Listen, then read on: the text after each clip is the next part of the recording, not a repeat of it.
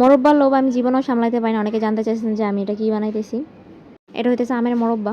আর আমার আম্মুর হাতে এইভাবে মোরব্বা বানানোটা আমার কাছে ভীষণ মজা লাগে, দোকানের থেকেও বেশি মজা লাগে। প্রথমে আমটা ভালো মতো কেচে নিতে হবে। আমার আম্মু নিয়েছিল আম কেচানোর জন্য, বাট আম্মুর হাতে ব্যথার কারণে আম্মু কাচতে পারে নাই, যার কারণে আম্মু রাইখা দিছে। আমটারে ভালো মতো এই কাটা চামচ দিয়ে ঘাইয়ে কেচে নিতে হইব। আমি নতুন রাঁধুনি, আর আমার মতো যারা নতুন রাঁধুনি তাদের জন্য ভিডিওটা আজকে অনেক হেল্পফুল হবে। আম কেচার কোনো সহজ পদ্ধতি থাকলে কমেন্ট বক্সে জানাবেন। আমগুলো কেচে পানিতে রাখতেছিলাম যাতে টকগুলো বের হয়ে যায়, চিনিগুলো ভালো মতো। এতগুলো আম কেচানোর পর আমার হাতের অবস্থা পুরো বাজে হয়ে গেছে, একবার ফুই লাগেছে, লাল হয়ে গেছে।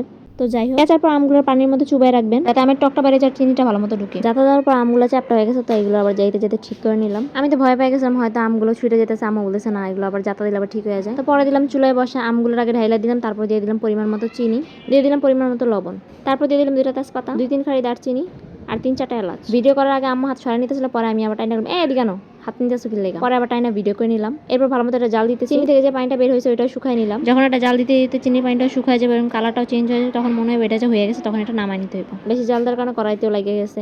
আর আমের মোরব্বাটা এত মজা হয়েছে কি কমো, আমি মনে হয় খাইয়ে শেষ করে ফেলছি। কেননা মোরব্বা বানায় 1 সপ্তাহ পর আমি ভয়েস ভিডিও দিতেছি, আর 1 সপ্তাহের মধ্যে আমের মোরব্বা আগেই শেষ হয়ে গেছে। চুন দিও নাকি আমের মোরব্বা বানানো যায়, আর সেটা নাকি অনেক সুন্দর হয়ে যায় না। আমি কখনো ট্রাই করি না, যদি কেউ ট্রাই করে থাকেন রেসিপিটা আমাকে দিবেন। ভিডিওটা যদি ভালো লাগে থাকে লাইক কমেন্ট অ্যান্ড শেয়ার করে দিবেন। বাসা ট্রাই করলে অবশ্যই কমেন্ট বক্সে একটা কমেন্ট করবেন যে কেমন হয়েছে।